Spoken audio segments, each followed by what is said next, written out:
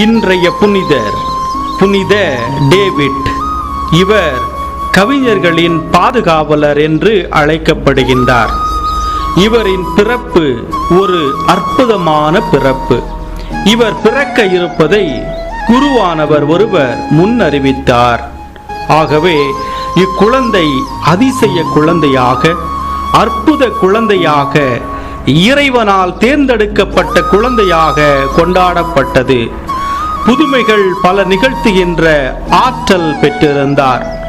இவருக்கு திருமுழுக்கு கொடுத்த தண்ணீரை பிறவிலேயே பார்வையற்ற ஒருவரின் கண்ணில் தடவ அவர் அற்புதமாக பார்வை பெற்றார். கொழுந்து விட்டு எரிகின்ற காட்டுத்தீயை கட்டுப்படுத்துவது எவ்வளவு அரிதோ அதுபோல நற்செய்தி ஆர்வத்தால் கொழுந்து விட்டு எரிந்து கொண்டிருந்த இன்றைய புனிதரின் நற்செய்தி ஆர்வத்தையும் கட்டுப்படுத்த முடியவில்லை.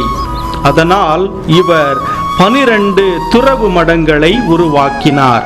ஒரு நாள் துரோகத்தால் தூண்டப்பட்ட துறவி ஒருவர் டேவிட் உண்ண இருந்த உணவில் விஷம் கலந்தார்.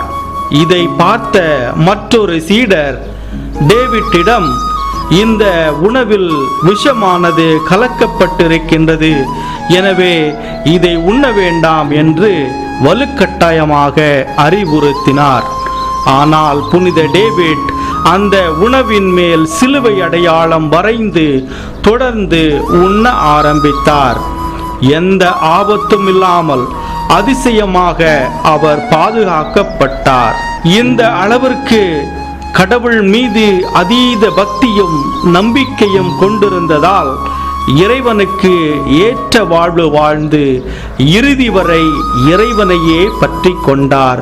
நாமும் இந்த புனிதரை போல ஆசீர்வாதமிக்கவர்களாக பிறரை துன்புறுத்தாமல் கடவுளுக்கு உகந்த வாழ்க்கை வாழ வரம் வேண்டுவோம்.